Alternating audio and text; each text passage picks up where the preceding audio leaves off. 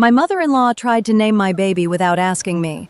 The birth certificate said otherwise. The first time my mother-in-law called my daughter Margaret, my daughter was 12 minutes old and still attached to me by a tangle of monitors. I had been in labor for 19 hours before the surgeon said the baby's heart rate was dropping.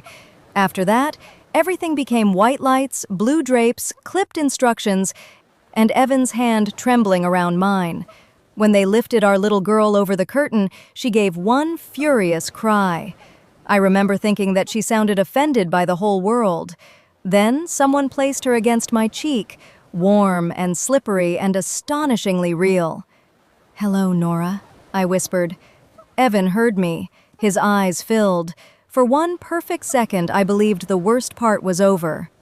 In recovery, I drifted in and out while a nurse checked my blood pressure. Evan sat beside the bassinet, staring at our daughter as if he had never seen light before. My phone was in his bag. The room was quiet enough that I could hear Nora breathing. The door opened without a knock. Lorraine Bennett entered carrying a cream-colored garment bag, a florist's box, and the expression of a woman arriving late to an event she owned. She had ignored our request to wait until we invited visitors. Somehow, she had convinced someone downstairs that Evan had asked her to come. "There she is," Lorraine said, moving straight past my bed. "My Margaret Elise." My body was heavy from anesthesia, but my mind snapped awake. "Her name is Nora June," I said. Lorraine did not look at me.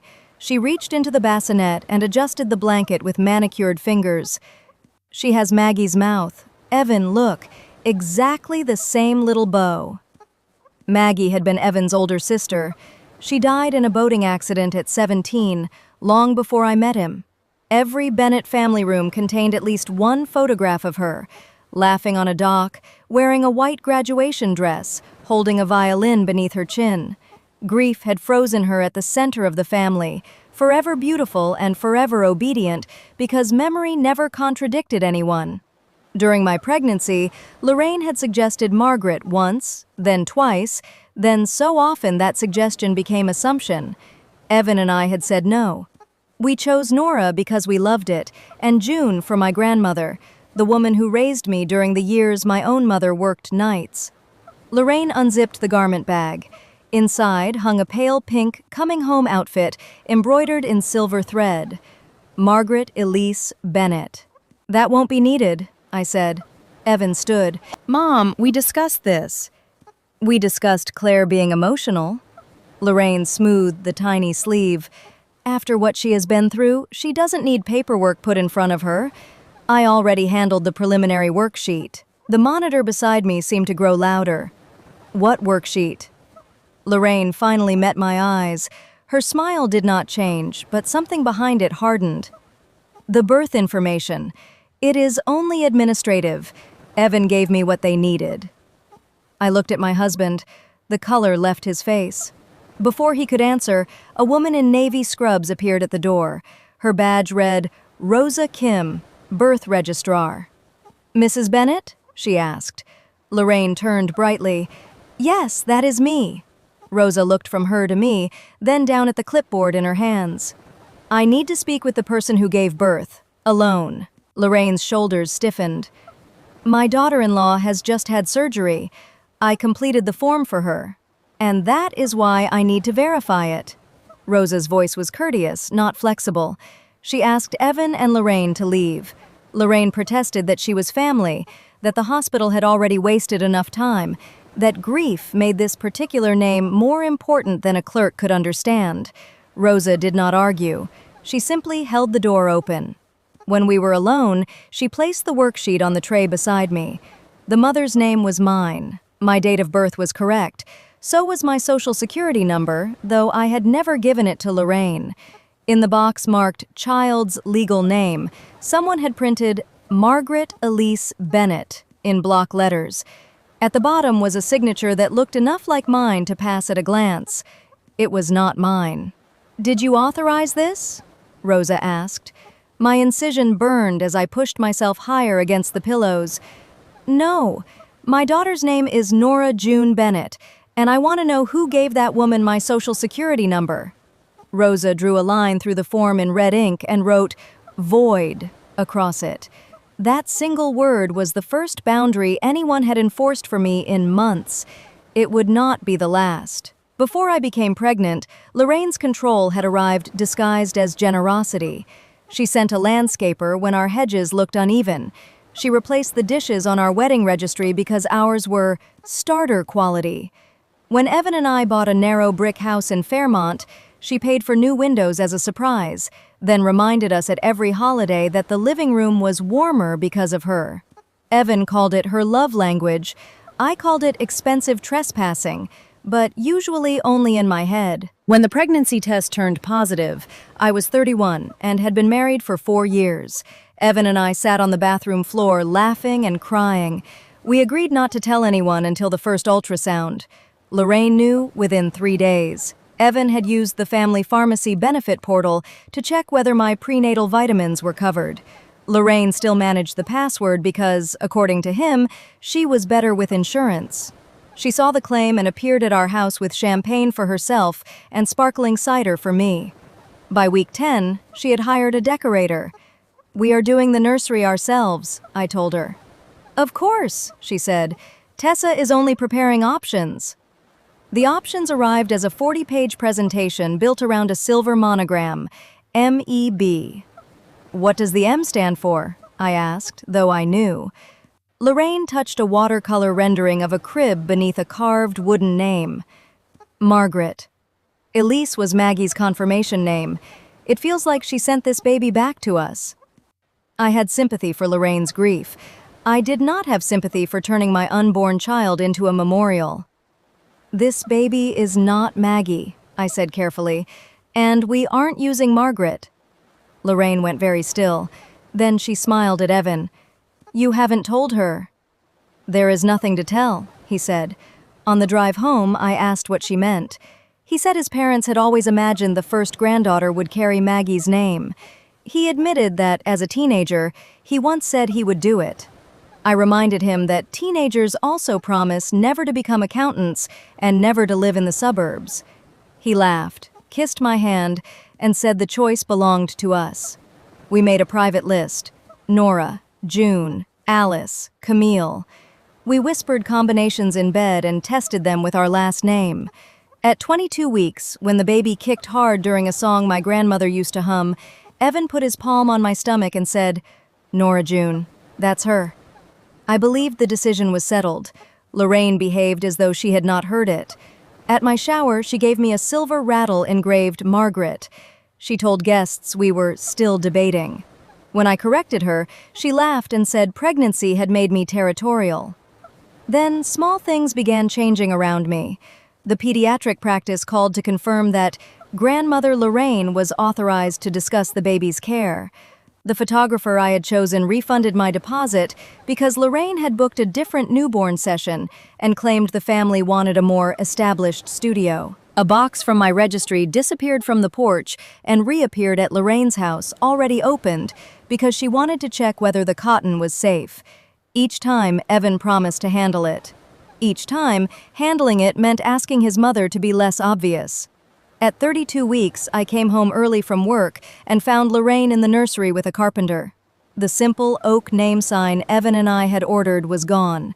In its place, the carpenter was measuring the wall for a large white plaque that read, "Margaret Elise." "Get out," I said. Lorraine blinked. "Excuse me?" "Both of you, now." The carpenter packed his tools without looking at either of us. Lorraine stayed. "You are making a permanent family decision because of a hormonal preference," she said. "One day your daughter will ask why you denied her a name with history. Then I will tell her I gave her a name chosen with love instead of assigning her a dead girl's job." The cruelty of that sentence registered the moment it left me. Lorraine's face crumpled. I apologized for the wording, but not the boundary. That evening, Evan removed the plaque and put our oak sign back. He held me while I cried from anger and exhaustion. "After the birth," he said, "she will see Nora and understand." I wanted to believe a living baby would end the argument. Instead, Lorraine saw a vulnerable mother, an exhausted son, and one final piece of paperwork she thought she could win. After Rosa voided the worksheet, the hospital's security supervisor escorted Lorraine downstairs. She left the embroidered outfit behind as if it were evidence in a trial. Evan returned to my room alone. "How did she get my social security number?" I asked. He sat beside the window, too far from the bed. "The mortgage file might have had it." "Your mother does not have our mortgage file." His silence answered before his mouth did. 2 months earlier, Evan had told me he received a performance bonus of $75,000. We had been carrying medical bills from fertility testing and repairs from a burst pipe. He suggested putting almost all of the bonus toward the mortgage. I had been grateful and proud of him. Now he rubbed both hands over his face. "It wasn't a bonus," he said. Pain medication softened the edges of the room, but not those words. Lorraine and her husband Richard had given him the money through a family trust. Evan said his father wanted to help before the baby arrived. There had been a document, but he described it as ceremonial, an acknowledgement of Bennett family traditions. "What traditions?" "Sunday dinners, the Christmas photograph, keeping the family name." "Her first name, Evan, say it." He looked at the floor. Margaret Elise was in the document. I felt colder than I had in the operating room. "You accepted $75,000 in exchange for our daughter's name?" "No. I thought Mom needed to see it written down so she could let go. Dad said none of it was enforceable. I planned to pay the money back if she made an issue of it." "She forged my signature on a hospital form. I think she made an issue of it." Evan came closer. "I never gave her permission to do that." "You gave her my information. You gave her the due date, the hospital registration number, and a signed promise that our baby would have the name she wanted. Permission is not always one sentence. Sometimes it is every unlocked door before the last one." Nora stirred in the bassinet. I lowered my voice because even then I could not bear the idea of anger being one of the first sounds she knew. I asked Evan to bring me the agreement. He said it was at his office. I asked for his phone. His hesitation lasted less than a second, but I saw it. The message thread with his mother had been muted. Lorraine: "Claire will come around once the certificate is done." Evan: "Do not pressure her at the hospital." Lorraine: "Then you complete it. This is what you promised." Evan: "I said I would try. Please don't turn the money into a threat." Lorraine: "It becomes a threat only if you break your word."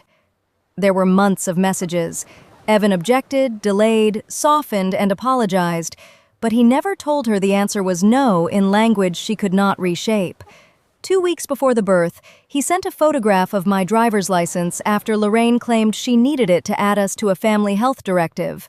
4 days later, he sent our pre-registration confirmation. I handed back the phone. "You need to leave." "Claire, you just had surgery."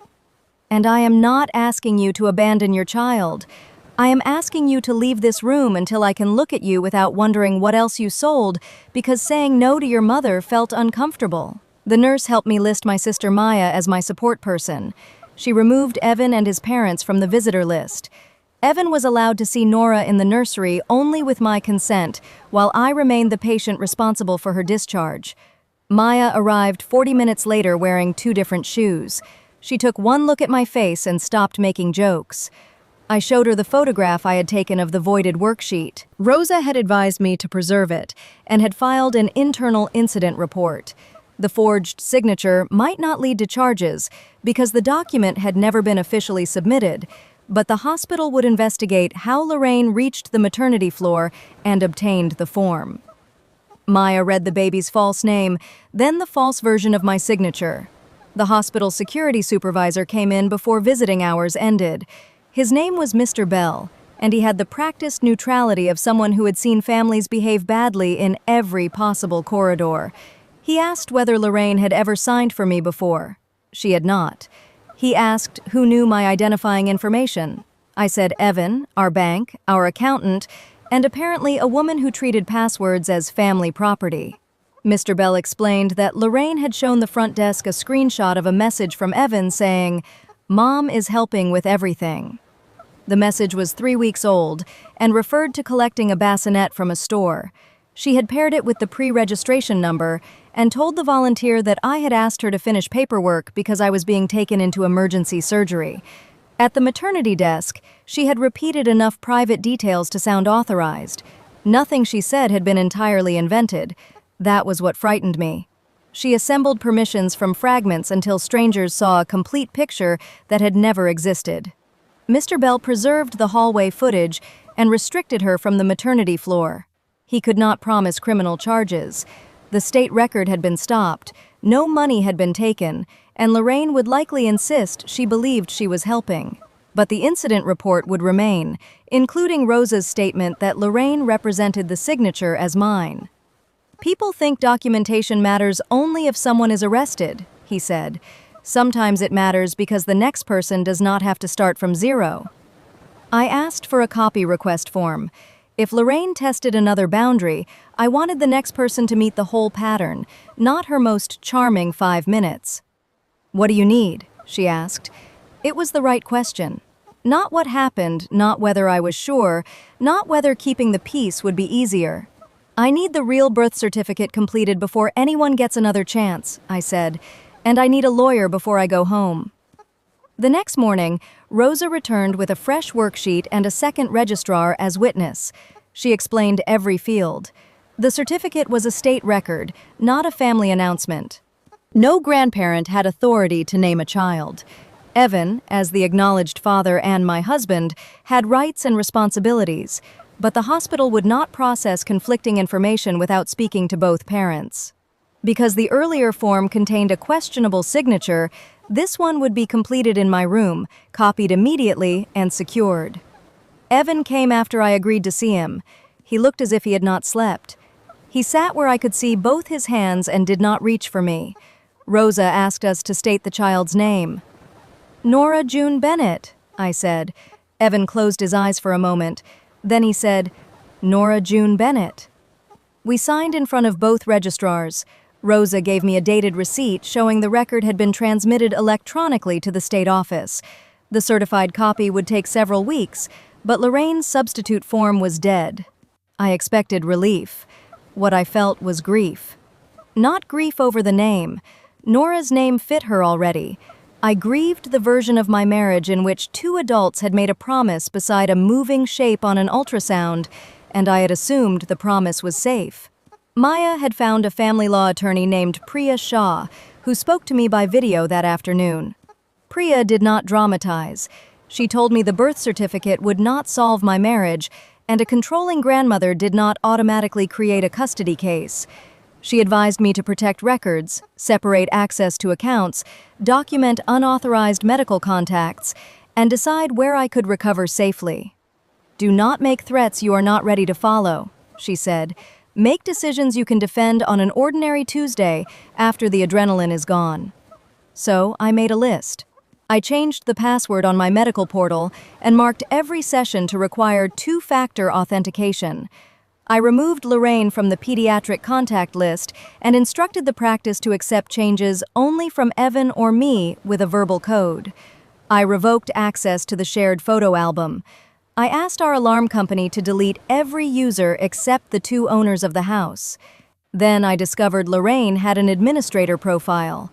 Evan claimed he had forgotten about it. I did not argue. I deleted it. I moved half of the money in our joint checking account into an individual account, leaving more than enough for bills.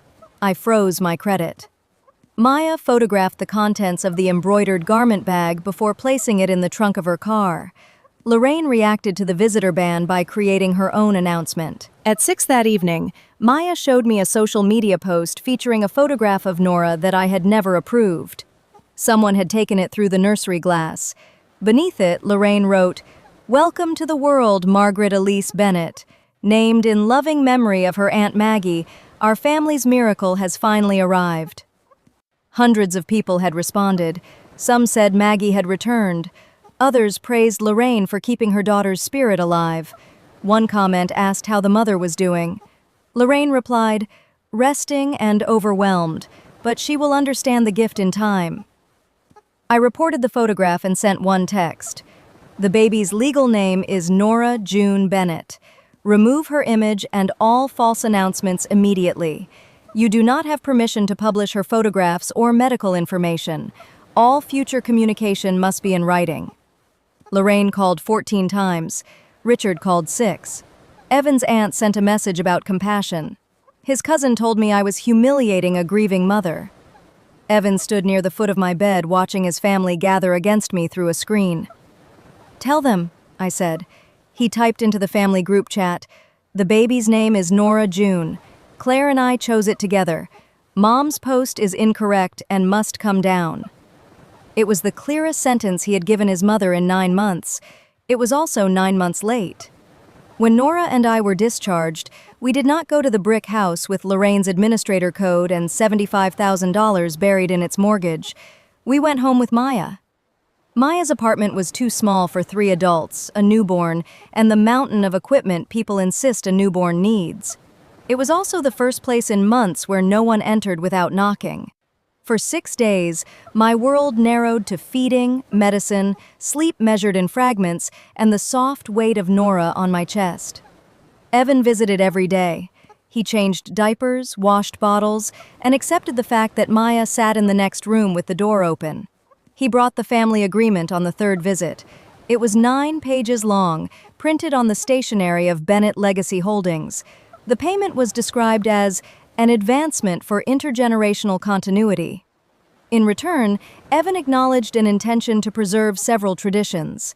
Our child would be named Margaret Elise Bennett. She would attend the Bennett Christmas portrait, the memorial regatta for Maggie, and reasonable family legacy events. Lorraine would serve as trustee of a $200,000 education account to be created after the birth. My name appeared nowhere except in a recital identifying me as Evan's wife. The agreement had no signature line for me because apparently the person growing the child was not considered a negotiating party. "Priya says most of this is probably unenforceable," I told Evan after my lawyer reviewed it. "That is not the same as harmless." He nodded. "Why did you sign?" His answer changed twice before it became honest. First, he said the roof repair had emptied our savings. Then he said his father promised it was symbolic. Finally, he admitted that Lorraine had threatened to remove him from Bennett Legacy Holdings and leave everything to his cousin. "I told myself the name wasn't worth losing our financial security," he said. "Whose name?" He frowned. "You told yourself my choice wasn't worth your inheritance. You were spending something that belonged to me and Nora." He started to say it belonged to him too, then stopped. Priya's investigator found more. Lorraine had used the agreement to plan a naming luncheon at the Fairmont Country Club 3 weeks after Nora's birth. Invitations had been ordered months earlier. A florist, photographer, string quartet, and calligrapher had been paid. The invitation did not mention me. It welcomed Margaret Elise Bennett, daughter of Evan Bennett, into the Bennett family. There was a blank where my existence should have been. The country club called Maya's number because it was listed as an emergency contact on an old vendor account. The events manager wanted final approval for a 6-foot flower wall spelling, "Maggie's Legacy Continues." I asked her to email everything. Lorraine had not merely hoped to persuade me after delivery. She had built a public event so expensive and visible that refusing would make me appear cruel. The forged worksheet was meant to make the performance official before I was strong enough to object. Evan stared at the invitation for a long time. "I didn't know about this," he said. "You knew enough." He did not defend himself. That evening, Lorraine came to Maya's building. She could not get through the locked lobby, so she stood on the sidewalk beneath the window holding the engraved silver rattle. "Claire," she called, "I only want to see my granddaughter." Maya began recording. I went downstairs without Nora. I stayed inside the glass door. Lorraine pressed her palm against it. She looked smaller than she did in my hospital room, but not less determined. "You are punishing everyone because of a misunderstanding," she said through the intercom. "Whose signature was on the worksheet?" "A registrar told me a family member could help. You were in surgery." "Whose signature?" Her mouth tightened. "It was not intended as a legal signature. It indicated completion." "It looked like mine." "You had already chosen Margaret before your hormones made you change your mind. Evan understood the importance. There it was, a rewritten reality delivered with perfect confidence. I told her she would not see Nora until she acknowledged the correct name, removed every photograph, and agreed in writing not to contact medical providers or appear at our home. Lorraine said no grandmother should need permission. "Then you will not be acting as a grandmother," I said. I turned away as she struck the intercom button again and again. Upstairs, my daughter slept beneath a plain yellow blanket. No monogram, no memorial, no debt, just Nora. Lorraine removed the hospital photograph, then replaced it with a long post about unnamed people who exploit postpartum emotions to isolate children from loving families. She did not identify me. She did not need to. People I had met at weddings and fundraisers began sending advice. Forgive her. Think of Maggie. A baby needs her whole family. One woman attached an article about postpartum psychosis. Then Child Protective Services called. The report alleged that I was refusing medical follow-up, keeping Nora in an overcrowded apartment, and behaving irrationally because of an obsession with changing the baby's identity. The caseworker, Ms. Alvarez, did not tell me who reported it. She did not have to. One allegation said I had torn the infant's properly embroidered clothing from her body at the hospital. Only 3 people knew that outfit existed. Fear has a physical taste. Mine tasted like metal. Priya attended the home visit. Maya's apartment was small but spotless. Nora's discharge instructions were organized in a binder. Her pediatric appointment had occurred on schedule. She had regained weight. The caseworker watched me feed her and asked calm questions while I tried not to hear Lorraine's voice in every one. The report was closed as unfounded within a week. That did not erase what Lorraine had tried to do. For the next several nights, I woke at every sound in the hallway. I imagined another caseworker, a police officer, Lorraine with a court order that did not exist. I checked Nora's breathing until Maya gently took the phone from my hand and stopped me from searching grandparent custody cases at 3 in the morning. At my postpartum appointment, I told the doctor the truth. I was anxious, angry, sleeping badly even when Nora slept, and afraid that admitting any of it would give Lorraine ammunition. The doctor reminded me that seeking treatment was evidence of judgment, not evidence against it. She referred me to a therapist who specialized in postpartum trauma. In our first session, I said I felt ridiculous because other women survived medical emergencies far worse than mine. The therapist asked whether I would tell Nora one day that her fear had to earn a minimum score before it deserved care. I cried so hard I had to put down the water glass. Therapy helped me separate vigilance from panic. I could secure a door once without checking it 6 times. I could document Lorraine's behavior without spending every quiet moment predicting her next move. Most important, I learned that protecting myself did not require pretending I was untouched. Strength was not the absence of injury. It was refusing to let the person who caused it define what healing was allowed to look like.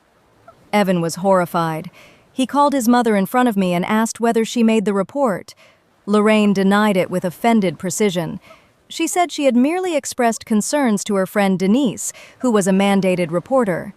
Denise worked for a private school and had never met me. "You fed a stranger lies about my wife so she would call the state," Evan said. "I protected your daughter." "Her name is Nora." Lorraine went silent. Evan continued, "If you call her Margaret again, if you post another picture, if you contact another agency or doctor, you will not see her. I mean it." "Claire wrote that speech for you." "No, Claire stopped writing excuses for me." It was a good line. It did not repair the damage, but it was his. The next day, Evan met Priya and signed a written acknowledgement that the $75,000 payment had been accepted without my knowledge. He agreed not to give his family access to Nora or our home without my written consent while we lived separately. He provided complete financial records. Those records revealed that Lorraine had transferred the money 2 days after Evan signed the agreement. The memo line read, "Me.The Advance." They also revealed something Evan had not known. Bennett Legacy Holdings had recorded the payment as a loan secured by his expected distribution from the family trust. Interest began accruing if the naming condition was not satisfied within 30 days of birth. Richard had told him it was a gift. Lorraine had built a financial leash and handed one end to her son. Priya called the condition legally questionable and the security language sloppy. Evan called it what it was. She bought access, he said. She tried, I corrected. We had the mortgage traced. Because marital funds and the advance had mixed, unwinding it would be complicated. Evan offered to liquidate his separate investment account and repay the entire sum. It meant taxes, penalties, and losing most of the cushion he had built before our marriage. For once, he did not ask me whether making peace would be cheaper. He sent his parents a letter through Priya. The agreement was repudiated, the principal would be returned, and all future contact would depend on respecting Nora's parents and legal identity. He resigned from the board of Bennett Legacy Holdings before Lorraine could remove him. Richard left a voicemail calling him ungrateful. Lorraine sent childhood photographs of Maggie. Evan did not answer either one. I watched him rock Nora after a feeding that evening. He looked exhausted, ashamed, and more adult than he had a month earlier. "I want to come home," he said. "I don't know where home is yet." He nodded, because wanting forgiveness and being entitled to it were not the same thing. Lorraine refused to cancel the country club event. Instead, she changed the invitation from a naming luncheon to a memorial reception for Maggie. The flower wall remained. So did the photographer and the string quartet. Guests were told that family circumstances prevented the baby from attending, but Lorraine hoped Evan would bring her as a surprise. The event mattered because Lorraine had invited donors to the Maggie Bennett Youth Sailing Foundation. She had spent years making grief into a public identity. Admitting that her granddaughter was not named Margaret would expose months of lies to the people whose admiration sustained her. 2 days before the luncheon, she sent Evan a final message. "Bring Margaret for 20 minutes. Claire does not need to attend. Do this for your sister and we will forget the money." Evan forwarded it to Priya and did not respond. On the morning of the event, I expected Lorraine to send someone to Maya's building. Instead, the country club manager called me. Lorraine had displayed a framed, hospital-style birth announcement reading, "Margaret Elise Bennett," along with the unauthorized nursery photograph. The manager had learned of our dispute from the earlier vendor emails and wanted to know whether the information was false. I emailed the hospital transmission receipt and a signed statement that the child pictured was Nora June Bennett and her image could not be displayed. The manager removed both items. Lorraine put them back. That was when Evan decided to go. I did not accompany him. I would not place my 3-week-old daughter inside a room built to erase me, and I would not perform righteous motherhood for Lorraine's audience. Maya stayed with Nora and me. Priya advised Evan to take a witness, so his college friend Daniel went with him. Later, Daniel gave me a recording from the country club's public foyer. In it, Lorraine stood beneath the flower wall wearing Maggie's pearl necklace. Nearly 80 guests held champagne. Richard had just announced that the family was navigating a painful, private misunderstanding when Evan walked to the microphone. He did not shout. He did not accuse his mother of forgery. He simply held up the receipt from the state record submission. "My daughter's name is Nora June Bennett," he said. "Claire and I chose it together before she was born. Any announcement saying otherwise is false. Nora is not a continuation of my sister. She is not a condition in a financial agreement. She is a person, and Claire is her mother. I failed both of them by allowing this story to continue. It ends today." The room became silent. Lorraine approached the microphone. "This is not the place." "You made it the place." Evan handed Richard a cashier's check for the principal plus the interest their accountant claimed was due. He also gave him a folder containing his board resignation and a demand that the foundation remove Nora's image from promotional material. Richard looked at the check as if it were a personal insult. Lorraine looked at her son as if he had died. "Maggie would be ashamed of you," she said. Evan's face changed. That sentence had controlled him for half his life. "Maggie was 17, he said. "You don't get to keep putting words in her mouth." He left without drinking the champagne or touching the flower wall. The reception did not recover. Some guests stayed out of loyalty.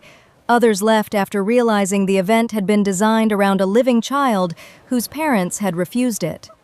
The foundation's vice chair requested an emergency meeting about using Nora's photograph in fundraising materials without consent. Within a week, the foundation issued a restrained statement saying that no image of a minor would be used without written parental authorization. Lorraine took a temporary leave as chair. The statement never named us, but people understood. For years, she had controlled the public version of every Bennett story. Maggie, the perfect daughter; Richard, the generous patriarch; Evan, the loyal son. Now a room full of witnesses had watched the loyal son return the price of his obedience. Some relatives apologized. Others simply stopped contacting us when it became clear that reconciliation would not be arranged through a sufficiently persuasive aunt. Evan's cousin Patrick sent one message that mattered. He said Lorraine had once offered to pay for his law school if he named a future son Richard, and everyone had laughed, as if control became harmless when presented with champagne. He had never recognized the pattern until the luncheon. I saved that message, not for court, but for myself. Families often preserve dysfunction by calling each incident unique. Once the incidents stand beside one another, tradition can look remarkably like leverage. By evening, Lorraine's memorial post was gone. At Maya's apartment, Evan did not arrive triumphant. He sat on the edge of the sofa and cried for his sister, for the mother he wished Lorraine could be, and for the wife he had betrayed in order to avoid that mother's disappointment. I sat across from him with Nora between us. "I am proud that you told the truth," I said, "but telling it publicly does not make you safe privately." "I know. If we try again, there will be conditions." He almost smiled. "I think I'm learning to respect conditions that come from the right people." We began with separate therapy, couples counseling, and a postnuptial agreement protecting my earnings and defining the family advance as his separate obligation. Lorraine would have no key, no medical access, no unsupervised contact, and no photographs until we both agreed. One violation meant the boundary tightened, not that another discussion began. Evan accepted every term. I did not move home. Not yet. The certified birth certificate arrived 5 weeks after Nora was born. It came to Maya's apartment because I had changed the mailing address. The envelope was plain, the paper inside covered in security patterns. There was no dramatic seal visible from across a room, no trumpet announcing victory. There were 3 lines that mattered. Nora June Bennett. Mother, Claire Elaine Bennett. Father, Evan Michael Bennett. I ran my finger over Nora's name and felt something inside me settle. Lorraine had treated the certificate as magic when she believed she could control it. In reality, it did not make me Nora's mother. Labor had not made me her property either. The paper mattered because it recorded a truth Lorraine had tried to replace. My daughter existed independently of the Bennett family's grief. I made 3 certified copies. Priya kept one, the pediatrician received one, the third went into a fireproof box that only Evan and I could access. Evan asked whether he could show his mother. Why? Because she keeps saying the state will allow a correction. This isn't a spelling mistake. There is nothing to correct. He nodded. Then I won't send it. That response mattered more than I expected. The old Evan would have believed one perfect piece of proof could make Lorraine reasonable. The newer Evan was learning that evidence does not cure someone committed to a preferred story. Lorraine found out anyway when the education trust attorney requested proof of name. She responded by filing a petition in probate court, arguing that the advancement agreement required Evan to return funds and disqualified Nora from a separate legacy account. We had already returned the money. We did not ask for the account. The petition gave Priya access to documents Lorraine would rather have kept private. The proposed education trust had never been funded. The $200,000 promise existed only in the family agreement. Lorraine had planned to control distributions year by year, using tuition payments and approved activities to enforce access. It was the same architecture as the windows, the nursery decorator, and the mortgage advance. Give first, govern later. At the short hearing, Lorraine's attorney described the naming language as a cherished moral understanding rather than a purchase. Priya placed the hospital worksheet, Lorraine's messages, the luncheon invitation, and the CPS timeline into the record. The judge did not rule on our parenting because that issue was not before him.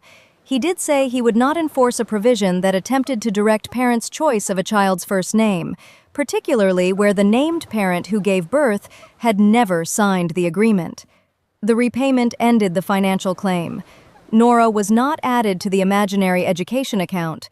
Lorraine gained nothing except a public file documenting exactly how far she had gone. Outside the courthouse, she waited beside the stone steps. It was the first time I had seen her since the lobby door at Maya's building. "May I see a picture?" she asked. There was no apology, no use of Nora's name. "What is my daughter's name?" I asked. Lorraine looked toward Evan. He did not rescue her. Her lips trembled. "I cannot say it without feeling that I am losing Maggie again." For the first time, she had said something true. "Then you need help with that feeling before you meet my daughter," I said. "Nora cannot spend her childhood proving she is enough to replace someone she never knew." Lorraine began to cry. A year earlier, her tears would have made Evan surrender. He stood beside me and let his mother own them. We walked away together. I returned to our house when Nora was 3 months old. It was not a romantic homecoming. Evan and I had spent 10 weeks in counseling, and I had watched what he did when nobody praised him. He sold his investments, absorbed the tax loss, and showed me every receipt. He moved our financial records to an account Lorraine could not access. He changed pharmacies, insurance passwords, emergency contacts, and the family accountant. He also stopped asking me for progress reports on forgiveness. Our counselor, Dr. Levin, made Evan describe the problem without using the words difficult, complicated, or caught in the middle. After several attempts, he said, "I protected myself from my mother's anger by letting Claire absorb it." That sentence changed more than his public speech at the luncheon. It named the bargain beneath every delay. He had not been neutral between two women. He had transferred the cost of opposing one woman onto the other because he trusted his wife to remain kinder. I had my own pattern to confront. I had treated endurance as proof that I was reasonable. I waited until Lorraine's behavior became outrageous enough that no fair person could question my response. In doing so, I taught everyone that my first 5 refusals were opening positions. Dr. Levin asked what I would do differently. "Act when the line is crossed," I said, "not when a jury in my head finally agrees the line exists." Evan wrote it down. So did I. The first evening back, he handed me a small box containing every key to the house. The locks had been replaced. The alarm account listed only our names. A camera covered the front porch. In Nora's room, the oak sign hung above the crib, "Nora June." Evan had repaired the holes from Lorraine's larger plaque, but he had not repainted the entire wall. 2 faint marks remained if the light struck from the side. "I can fix those," he said. "Leave them for now." I did not want a shrine to conflict, but I did want honesty. Some damage should become nearly invisible through care, not be declared non-existent because paint covered it. Lorraine began grief therapy after the probate hearing. I knew because her therapist, with Lorraine's written permission, sent Priya a brief confirmation. 6 months passed without a post, a surprise visit, or a message through relatives. Lorraine mailed one letter addressed to Claire and Evan, Nora's parents. Inside, she apologized for impersonating my authority on the worksheet, using private information, publishing the photograph, and encouraging Denise to make a report. She did not call those acts misunderstandings. She wrote that after Maggie died, she had preserved her room, her clothes, and every plan she once imagined. When I became pregnant with a girl, Lorraine convinced herself that giving the baby Maggie's name would transform grief into continuity. Any refusal felt like another person taking her daughter away. Understanding her reasoning did not make it acceptable. It did make the apology sound like it belonged to the real world. I did not answer immediately. At 8 months, we agreed to a 30-minute meeting in Priya's conference room without Nora. Lorraine said her name correctly. She did not ask to hold her, babysit her, or restore Sunday dinners. She asked what she would need to do before we considered an introduction. I gave her written rules. No name substitutions, including nicknames connected to Maggie. No photographs. No gifts over $50 without asking. No unannounced visits. No discussion of inheritance, trusts, or family duty around Nora. No using relatives to pressure us. Contact would be supervised until both Evan and I decided otherwise. Lorraine read the page twice. "This makes me feel like a dangerous person," she said. "You behaved like one. The rules are a path forward, not an insult backward." She signed. Her first meeting with Nora took place in a public botanical garden. Nora was 10 months old and fascinated by a red pinwheel. Lorraine sat across from us on a bench with her hands clasped so tightly her knuckles whitened. "Hello, Nora," she said. Nora stared at her, then offered the damp corner of a cracker. Lorraine laughed and cried at the same time. She accepted the cracker as if it were a medal. The visit lasted 30 minutes. She did not mention Maggie. When we left, Evan asked how I felt. "Not safe yet," I said, "but safer than before." He did not ask me to call that forgiveness. Nora's first birthday was small by Bennett standards. We held it in our backyard beneath strings of yellow paper lanterns. Maya brought a lopsided cake she had baked herself. Priya sent a wooden puzzle. Our friends' children chased bubbles across the grass. There was no quartet, no photographer, and no 6-foot flower wall explaining what my daughter meant to somebody else. Lorraine and Richard were invited for the first hour. Richard had taken longer to accept the rules. He apologized to Evan for disguising the advance and admitted he had allowed Lorraine to use Bennett Legacy Holdings as a private enforcement tool. He and Evan were not close, but they had begun meeting for coffee without discussing money. Lorraine arrived carrying one gift wrapped in plain yellow paper. She had texted first to ask whether a book was acceptable. It was a collection of animal poems. Inside the cover, she had written, "For Nora June, who has her own bright story. Love, Grandma Lorraine." I read the inscription twice before placing it on the gift table. During cake, Maya asked everyone to sing. Lorraine stood beside Richard and used the right name without hesitation.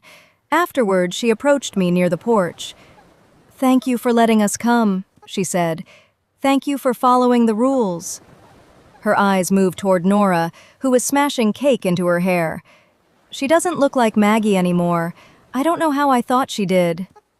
"You saw what you needed to see." "I am sorry I couldn't see her. Or you." I accepted the apology without promising that the past had vanished. Forgiveness, I had learned, was not the restoration of unlimited access. It was the choice to stop carrying someone else's denial inside my own body. Trust was separate. Trust accumulated in small, boring deposits. A call made before a visit, a photograph not taken, a name spoken correctly when no audience was watching. Evan and I were still in counseling. Our postnuptial agreement remained in force. He no longer worked for the family company. He had joined a smaller firm where his success could not be confused with obedience. Our marriage was not what it had been before Nora's birth. That was not a tragedy. The old marriage had contained secrets polished into peace. The new one contained uncomfortable questions, separate passwords, shared records, and the knowledge that love without boundaries eventually becomes permission for the loudest person in the room. Near sunset, I carried Nora upstairs for a clean shirt. She squirmed on the changing table while I wiped frosting from behind her ear. Above us, the oak letters cast soft shadows on the wall. Nora June. On a high shelf sat the fireproof box.